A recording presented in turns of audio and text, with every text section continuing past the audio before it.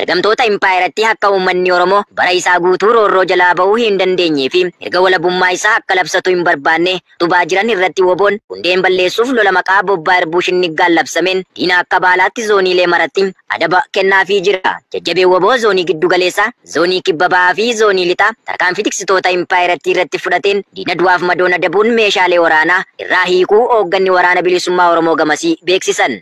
Reefii gaachanni uummata Oromoo woboon tarkaanfii laalessaa bobbaa irbuu shinniggaan fudhachaa jiru jabeessee itti fufuun kaaba Shaggar aanaa Ucaaleetti waraana faashistii PP irratti tarkaanfii fudhateen du'aaf madoon adabeera. Haaluma kanaan jajjabee waraana bilisummaa Oromoo zoonii giddu galeessaa tarkaanfii dheengadda waxabajjii 28 aanaa Ucaalee ganda jaatee daandii cirracha gurraachaa irratti fudhateen 3 ajjeesee 2 madeesseera. Aanuma Ucaalee ganda Qarseetti woboon humna jalqaba rukutetti deebi'uun tarkaanfii irratti fudhateen 4 irraa madeessee ari'uun gandicha keessaa baasee magaalaa muka xuriitti galchee jira. Waraanni bilisummaa Oromoo bobbaa irbuu shinniggaan tarkaanfii laalessaa waraana faashistii PP irratti fudhatu jabeessee itti fufuun godina kaaba Shaggar aanaa Giraar Jaarsoo keessatti qubsuma waraana faashistii PP aleelluun qawwee irraa hiikkate.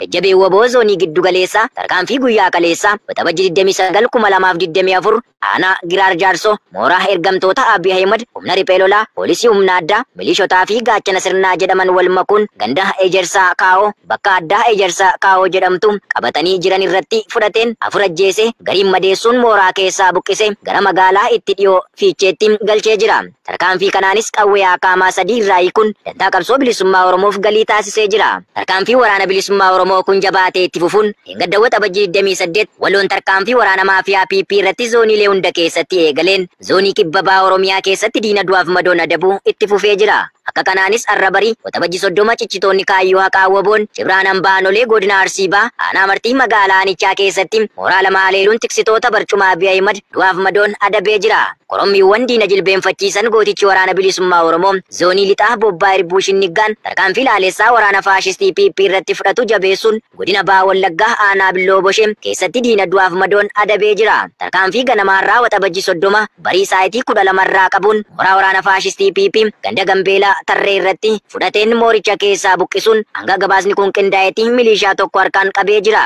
Harkaa bulchiinsa abbaa irree bilisiginnaa fayyadamaa jiruun dhiibbaa siyaas-diinagdee uummatarraan gahaa jiru impaayera Itoophiyaa keessatti kan daangaa darbe ta'ee mul'achuutti fufeera. Murni maqaa ce'umsa diimokiraasii sirna abbaa irrummaa geggeessu bilisiginnaan erga aangootti dhufe nammeenyummaan sirnichi taasisu jiraattota nagaa maqaa isaan hin qabneen saamuu, hidhuu fi ajjeesuu ta'eera. Koloneel Abiy Ahmed yeroo waraanaa barcuma aangoo isaa tikfachuun waraana bobbaaseen jiraattota godina Arsii Bahaa aanaa Sirkaa irratti saamicha qabeenyaa guddaan geggeeffamaa jira. Waxabajjii 28 2024 aanaa Sirkaa ganda Soolee Waajjii waraanni faashistii PP namoota maqaan isaanii Useen Waadoo jalaa midhaan garbuu kuntaala 16, Mohaanaad Waadoo kuntaala 10, Abdallaa Kennaa garbuu kuntaala 10, Mohaammed Tuunee garbuu kuntaala 12 fi kanneen maqaan hin geenye hedduu akka saaman beekameera. Yakki ammeenyaa waraanni sirnichaa hawaasa irratti gochaa jiru haala kanaan jabaatee itti fufnaan egereen saba Oromoo yaaddessaa akka ta'es jiraattu. Waboon guutuu Oromiyaa keessatti labsame keessattuu waxabajjii 28 2024 bifa haaraan itti fufeen tarkaanfii waraanni bilisummaa Oromoo irratti fudhatu baaraguun waraana dirree irraa isa lolu deessuun uummata meeshaa malee ta'ee isaa keessatti meeshaalee gurguddaa itti dhukaasuun ajjechaa fi madoo akkasumas mancaatii qabeenya hawaasichaa irratti raawwachaa jiru.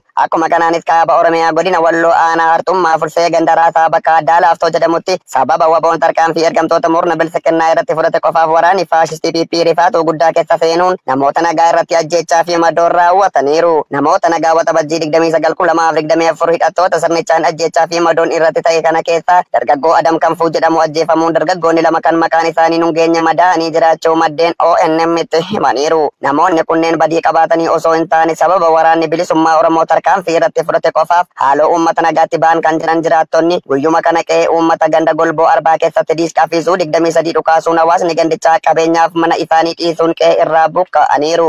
Oduu ajjeechaan wal qabatuun waxabajjii 28 2024 godinichuma aanaa Daawwee Harawaa ganda Ajoo keessatti waraanni maafiyaa PP abbaa maatii kan ta'e nama maqaan isaa Nuuraa Ahmed Zeenuu jedhamu dhukaasa irratti banuun ajjeesuuf yeroo yaalanitti miila isaa irra rukutuun yeroo ammaa hospitaala Kamiseetti dabarfamee yaalamaa jiraachuu jiraataan ganda sanaa tokko ibseera. Sababni abbaa maatii kana irratti yaaliin ajjeechaa taasifamee madaa'ee lubbuun hafe kun waraanni bilisummaa Oromoo ganama sana buufata waraana Abiy Ahmed Makaabee jedhamu itti seenuun du'aa fi madoon adabeef uummata nagaatti ol deebi'anii maatii qabsaa'otaa fi deeggartoota wabooti jechuun akka ta'e dabaluun addeesseera. Godina Wallaggaa Saasigaa humnoonni waraana PP hawaasidhaa guruu saamaa jiraachuun sakatta'iinsa waraana bilisummaa Oromoo jedhuun bobbaafamanii kanneen fedhii fi hawwii ofii isaanii fi sirnichaa qofa guutuuf ifaajan akkasumas uummata Oromoo garmalee dararaa jiran loltoonni PP Riphee Lolaa jedhamuun beekaman godina Baha Wallaggaa Ona Saasigaa ganda tokkummaa Tsigee jedhamutti hawaasa nagaa hidhaatti guuruu fi saamicha hamaa ta'e irratti raawwachaa jiraachuun ibsame. Akka hawaasni gandichaa jedhanitti ganda tokkummaa Tsigee jedhamu kana keessatti waxabajii 26/2024 nama maqaan isaa Waaqtolaa Margoo jedhamu jalaa hidhata waraana bilisummaa Oromoo qabda jechuun loon sadii ooffatanii deeman jechuun namoonni itti dhiyeenyaan beekan gabaasan. Kana malees waraanni nama nyaataan kun ganduma kana keessa hawaasa nagaa hidhuu fi dararuu daran jabeessee kan itti fufe yommuu ta'u dargaggoota maqaan isaanii Caalaa Tamasgeen, Birukee Tasfaa, Camadaa Takiluu fi kanneen biroo hedduu hidhata waraana bilisummaa Oromoo qabdu jedhamuun waxabajii 25/2024 qabamanii waajjira poolisii Onichaatti dararamaa jiraachuu maddeen sirni cunqursaan impaara Itoophiyaa uummata Oromoo irratti duula duguuggaa sanyii labsuun olaantummaa abbaa irrummaa isaa uummata meeshaa maleessa irraan miidhaa ulfaataa qaama fi qabeenya irratti geessisaa kan jiru yommuu ta'u godina Baha Harargee Ona Baddannootti murnoonni biltsiginnaa waliin ta'uun uummata hidhaatti guuruun qabeenya isaanii saamuu itti fufanii jiraachuun ibsame.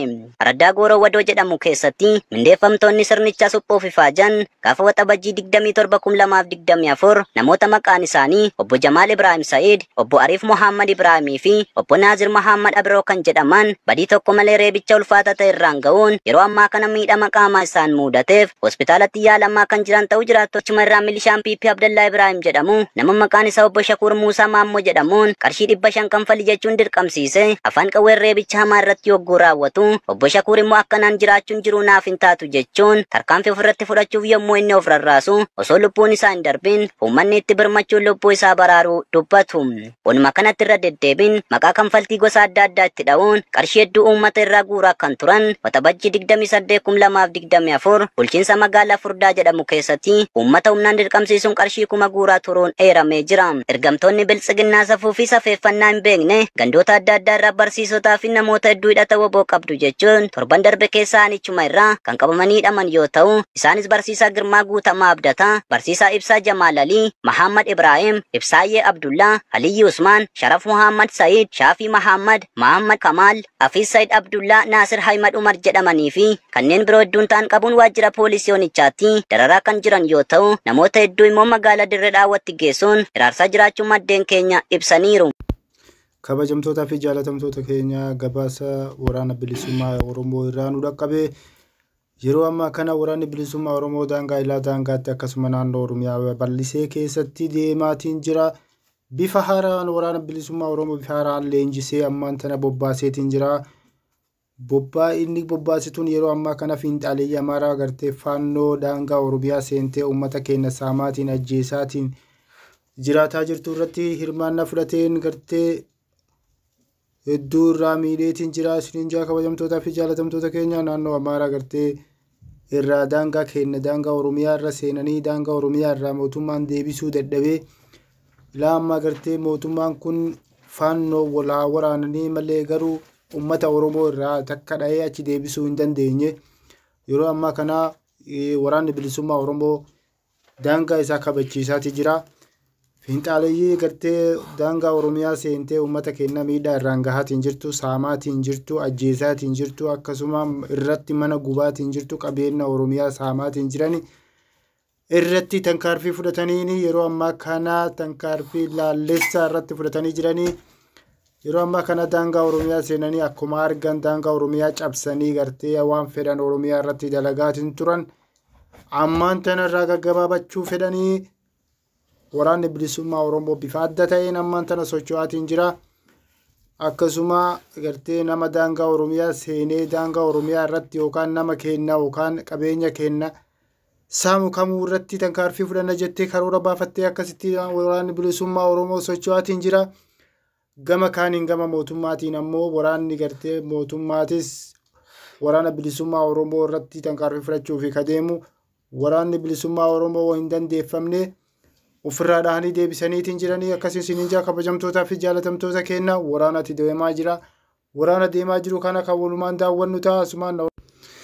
Akkasuma waraanni mootummaallee waraana bilisummaa Oromoo nama jee gartee nama hunda irratti gartee yeroo ammaa kana qeerroo Oromiyaa irratti gartee kaan gartee mana hidhaatti guuraa kaan irreedhaan hidhachiisaa gartee mana hidhaatti guuree mana hidhaatti gayyaasee waraanatti oofee waraana hidhachiisaatiin jira. Yeroo ammaa kana wanni Oromiyaa keessatti deemaa jiru hedduu jajjabaataadha.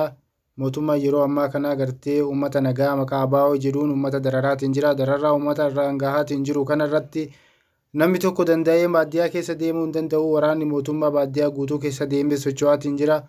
Uummata keenya gartee nama nagaatiin gartee hiraarsaa jiranii, ajjeesaatiin jiranii. Waraanni kun gartee waraanni mootummaa PP kun uummata keenya hedduu dararaatiin jira. Uummata isaatii dararaatiin jira. Akkasiin kabajamtoota kiyya.